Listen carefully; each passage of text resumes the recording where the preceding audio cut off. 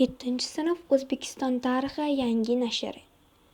3-4 mavzular. 4-7 asrlarda Xorazm. Amudaryo Hindqushining shimoliy yonbag'irlaridagi muzliklardan boshlanadi. Daryo baland qoyali tog'lar orasidan oqib o'tadi va har kilometrda bir necha metrga pasayib boradi. Shu sababli u juda tez va hayqirib oqib, o'zi bilan juda ko'p miqdorda minerallarni loyqa holda oqizib keladi.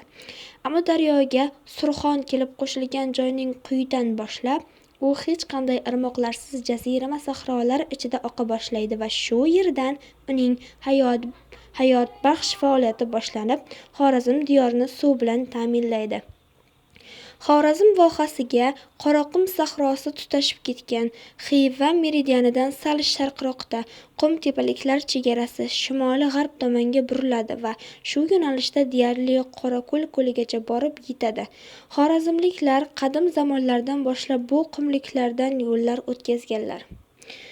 Bu davrda xorazmliklar Xuroson va Eron bilan madaniy savdo aloqalarini yo'lga qo'yishgan.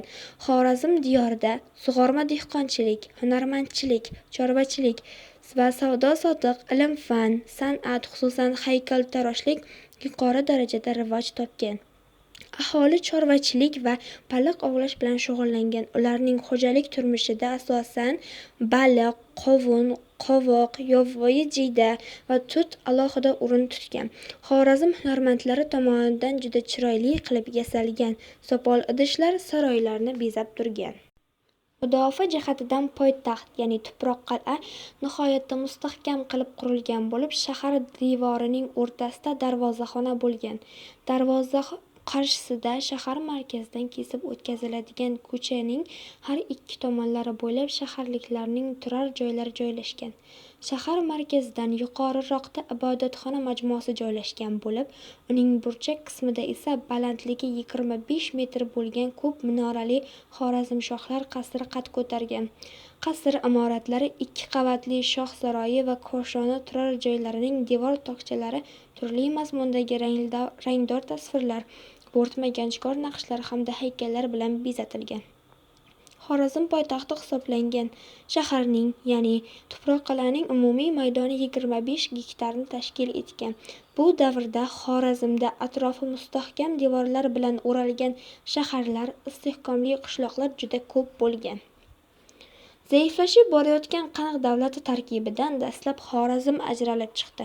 Uni mahalliy afrig'iylar sulolasiga mansub Xorazmshohlar idora qilishgan. Aburayhon Beruniyning qoldirgan gapi bo'yicha milodiy 305-yilda Xorazmshoh Afroh o'z qarorgohini Xorazmning qadimgi poytaxti Kat shahriga ko'chirdi. Kat qayta tiklanib, uning yonida joylashgan Alfir qasri ichida shoh o'ziga yangi saroy qurdirdi. Xuddi shu paytdan boshlab Xorazmning afrig'iy podshohlari oldi tomoniga shoh, orqa tomoniga suvoriy tasvirlari tushirilgan kumush tangalar zarb ettirib, mamlakatning ichki va tashqi savdo munosabatlarida mustaqil bo'lib olganlar. Aburayhon Beruniyning gapi bu.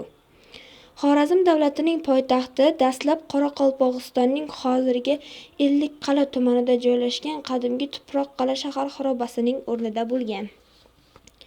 Afrig'iylar Xorazmda 3-10 asrlarda hukmronlik qilgan Xorazmshohlar sulolasi. Sulola asoschisi Afroh, Burgut va Lochin Xorazmning hukmronlik ramzlari bo'lgan. Xorazmda 8-asrgacha Zardushtiylik dinining ta'siri kuchli bo'lgan. Zardushtiylik ibodatxonalarida ruhoniylar, mubadlar, ya'ni diniy marosimlarni bajaruvchilar diniy marosimlarni avloddan avlodga saqlab qolish mas'uliyatini olganlar. Bu ham o'ziga xos ta'lim-tarbiya jarayoni edi. Mubadlar tarbiyalanuvchilarga Zardushtiylikning o'g'it-pandlari, ma'rifati hamda tarbiyasi hayotning eng muhim tayanchi ekanligini uqtirishgan. Ta'lim maskanlarida bolalarga asosan o'qish, yozish va jang san'atidan saboq berilgan. Shuningdek, ularga faqat rost so'zlashlari zarurligi uqtirilgan. Yolg'on gapirish katta jinoyat hisoblangan. Xubbi haqida afsona. Xorazmda Amudaryo bilan bog'liq ko'plab afsonalar uchraydi. Ulardan biri suv ilohi Xubbi haqida. Afsonaga ko'ra, Xubbi baliqni bir qo'li bilan tutib quyoshga uzatar va uni quyosh shu'lasida qovurib yer ekan. Xubbi suvga cho'kkanlarni qutqargan, so'yilgan ho'kizlarga jon baxsh ato etgan. Jamshid ismli hukmdor taxtga o'tirgan vaqtda Xubbi dom-daraksiz g'oyib bo'ladi. Uni dengiz malikasi o'g'irlab ketgan. Xubbining onasi esa o'g'lining Amudaryodan yig'lab qidirgan. Xubbining onasi o'z xalqini daryoda urushishga o'rgatadi. Shundan buyon Xorazmda qayiqlarning burnida shu ayolning haykali o'rnatilgan. Xorazm diniy qarashlarida suv muqaddas hisoblangan. Xubbi esa suvning saqlovchisi sifatida qadrlangan.